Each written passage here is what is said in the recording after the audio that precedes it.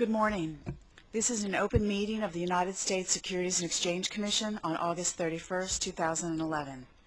Today we will consider whether to issue 3 separate releases soliciting public comment on issues arising under the Investment Company Act of 1940.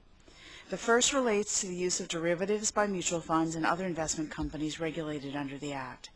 The next 2 are companion releases regarding who is considered to be and not to be an investment company, as that term is defined under the Act. In particular, we focus on asset-backed securities issuers and issuers that are in the business of acquiring mortgages and mortgage-related instruments. The derivatives, asset-backed, and mortgage markets have undergone significant changes in recent years, and the Commission is taking this opportunity to seek public comment in order to help ensure that our regulatory approach and interpretations under the Investment Company Act remain current, relevant, and consistent with investor protection. The first item on the agenda involves the use of derivatives by funds. In March 2010, the Commission announced a staff review of the use of derivatives by mutual funds, exchange-traded funds, and other investment companies regulated under the Investment Company Act.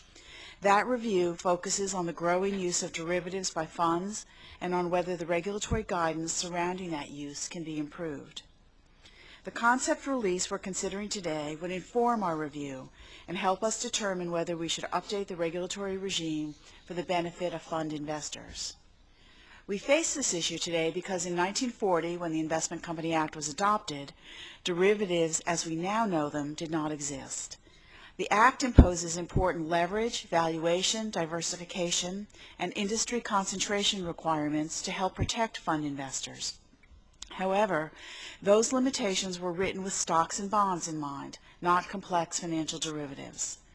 As a result, fund investments in derivatives are not always wholly captured by the statutory limitations and requirements, or if captured, the measures may not be quite right.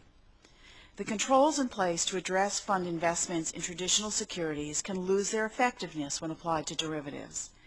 This is particularly the case because a relatively small investment in a derivative instrument can expose a fund to a potentially substantial gain or loss, or outsized exposure to an individual counterparty. The Commission's approach to the regulation of funds' use of derivatives has developed on an ad hoc basis as new derivative instruments were introduced and new derivative hedging strategies gained popularity. The current derivatives review gives us the opportunity to rethink our approach to regulating funds' use of derivatives. We are engaging in this review with a holistic perspective in the wake of the financial crisis and in light of the new comprehensive regulatory regime for swaps being developed under the Dodd-Frank Act. But we want public input to help us get it right.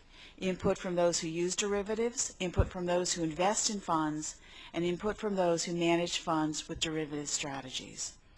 I very much look forward to comment or input as we continue our in-depth review of the role of derivatives in fund portfolios and improvements that can be made to the regulatory regime. Before I turn this over to the staff, I would like to thank those who worked very hard to develop the concept release we're considering today. From the Division of Investment Management, Eileen Rominger, Doug Scheit, Nadia Reutblatt, Ned Rubenstein, Steve Van Meter, and Michael D. Duke.